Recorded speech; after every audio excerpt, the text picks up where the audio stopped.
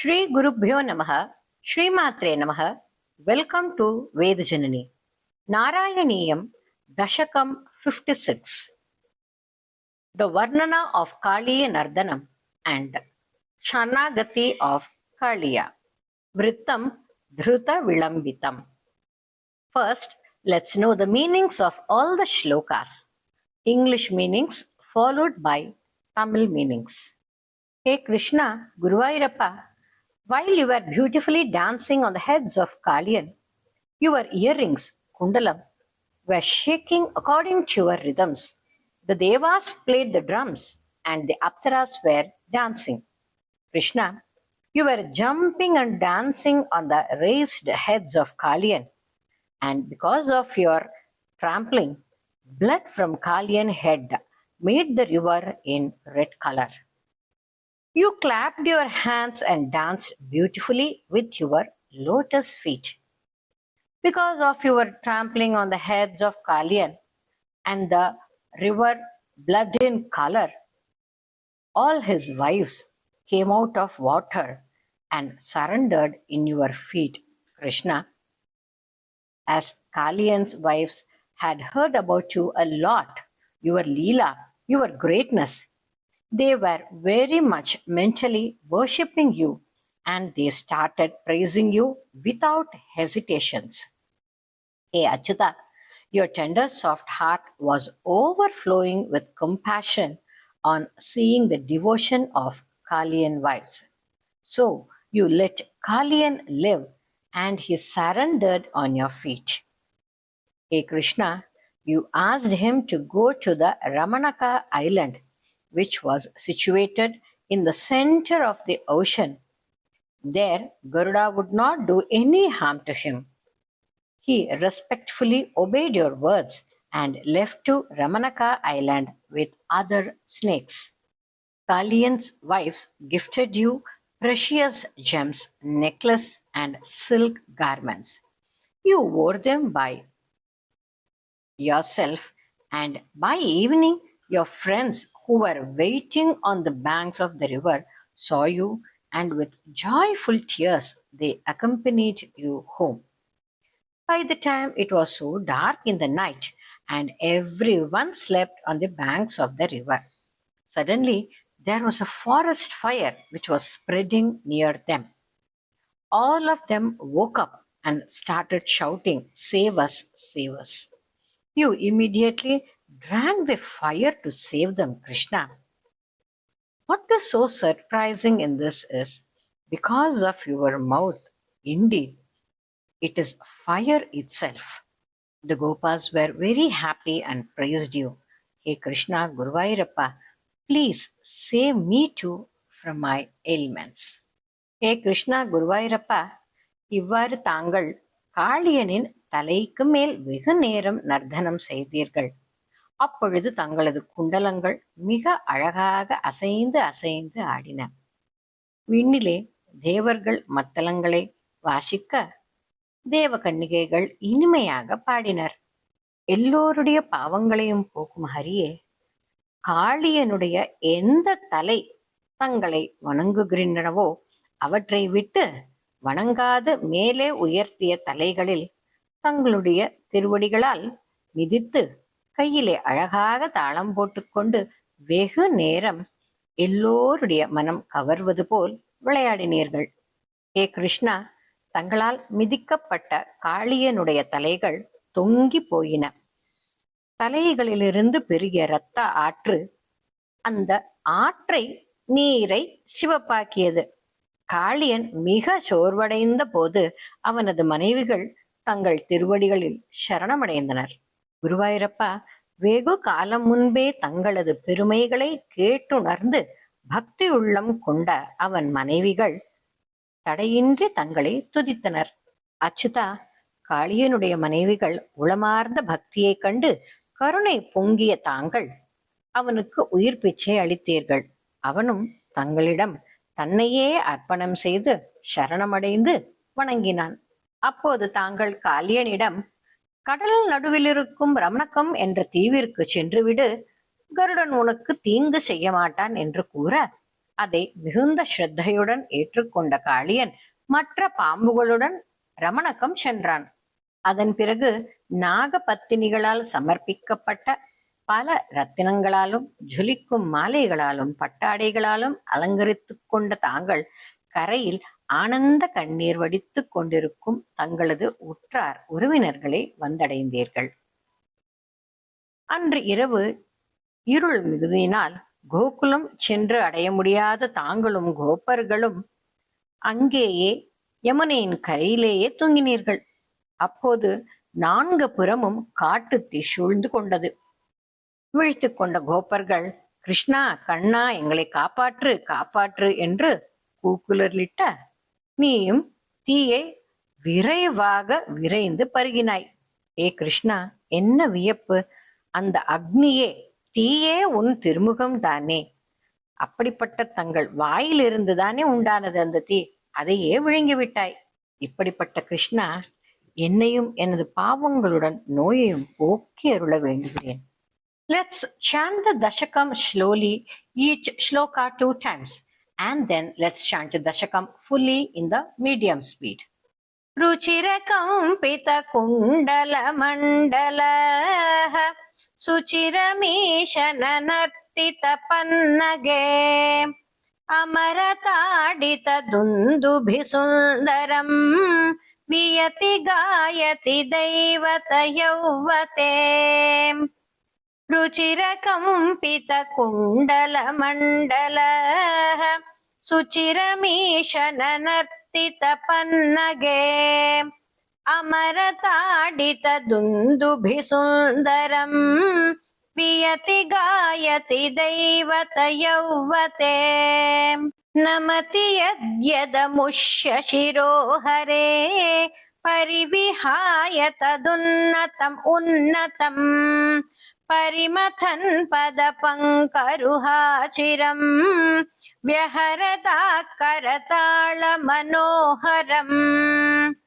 नमति यद्यदमुष्य शिरोहरे परिविहाय तदुन्नतम् उन्नतम् परिमथन् पदपङ्करुहाचिरम् व्यहरता करताल मनोहरम् तदव भग्न विभुग्न फणागणे गलित शोणित शोणित पाथसी फणिपतावसीदति सन्नदाः तदबलास्तव माधव पादयोः त्वदव भग्न विभुग्न फणागणे गलित शोणित शोणित पातसी फणिपदावसीदति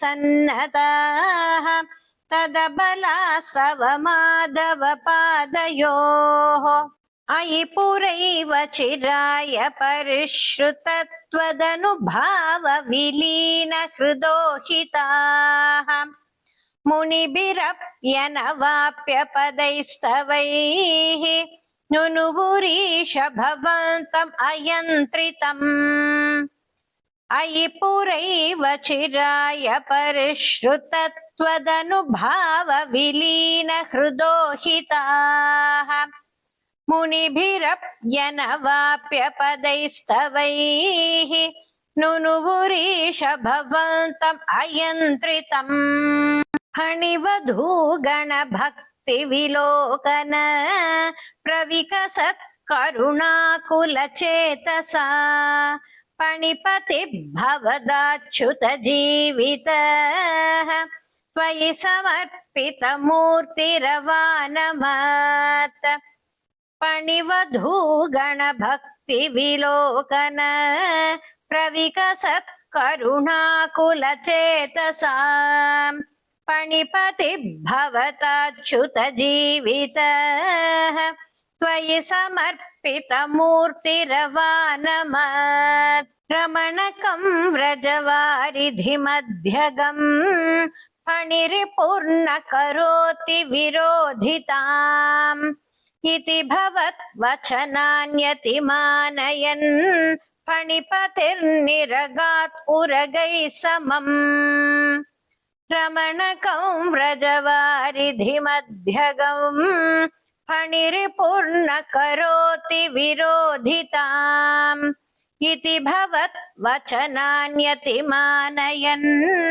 फणिपतिर्निरगात् उरगैः समम् फणिवधूजनदत्तमणिव्रजज्वलितहारदुकूल विभूषितः तडगतैः प्रमदाश्रुविमिश्रितैः समगता स्वजनैर्दिवसावधौ फणिवधूजनदत्तमणिव्रज ज्वलितहारदुकूल विभूषितः तडगतैः प्रमदाश्रुविमिश्रितैः समगता स्वजनैर्दिवसावधौ निशिपुणस्तमसा व्रजमन्दिरम् व्रजितुम् अक्षमयेव जनोत्करे स्वपिति तत्र भवच्चरणाश्रये तव कृशानुररुन्धसमन्ततः निशिपुणस्तमसा व्रजमन्दिरम् व्रजितुमक्षमयेव जनोत्करे स्वपिति तत्र भवच्चरणाश्रये तव कृशानुररुन्धसमन्ततः प्रबुधितानत पालय पालयेति उदयुतात्तरवान् पशुपालकान् अवितुम् आशुपपात महानलम् किमिह चित्रमयम् खलु ते मुखम् प्रबुधितानत पालय पालयेति उदयुदात्तरवान् पशुपालकान् अवितुम् आशुपपात महानलम् किमिह चित्रमयम् खलु ते मुखम् शिखिनिवर्णत एव हि पीतता परिलसत् यधुना क्रिययाप्यसौ इति नुतः पशुपैर्मुदितैर्विभो हर हरे दुरितैः सह मे गदान् शिखिनिवर्णत एव हि पीतता परिलसत् यधुना क्रिययाप्यसौ इति नुतः पशुपैर्मुदितैर्विभो हर हरे दुरितैः सह मे गतान्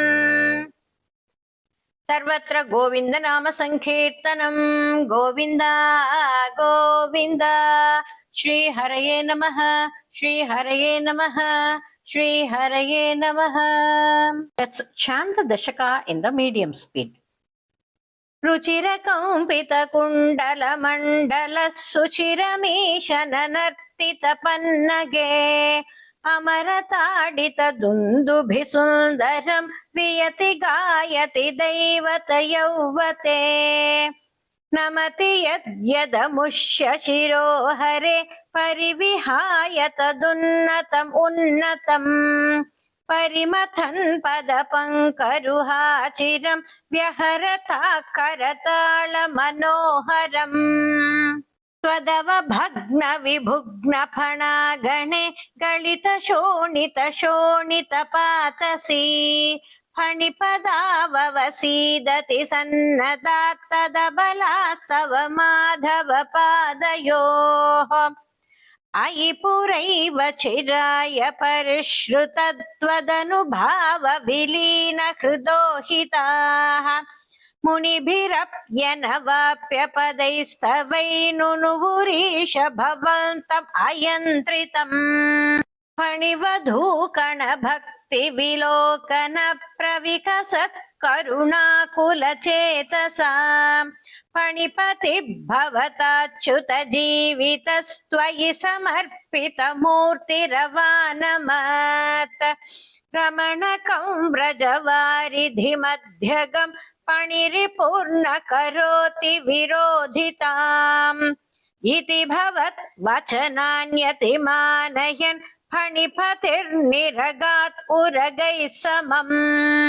फणिवधूजनदत्तमणिव्रजज्वलितहारदुकूलविभूषितः तडगतैः प्रमदाश्रुविमित्रिशैः समघता स्वजनैः दिवसावधौ निशिपुणस्तमसा व्रजमन्दिरं व्रजितुम् अक्षमयेव जनोत्करे स्वपिति तत्र भवच्चरणाश्रये तव कृशानुरुरुन्द समन्दतः प्रबुधिदानत पालय पालयेति उदयुदार्तरवान् पशुपालकान् अवितुमाशुपपात महानलं किमिह चित्रमयं खलु ते मुखम् शिखिनि वर्णत एव हि पीतता परिलसत् यधुना क्रिययाप्यसौ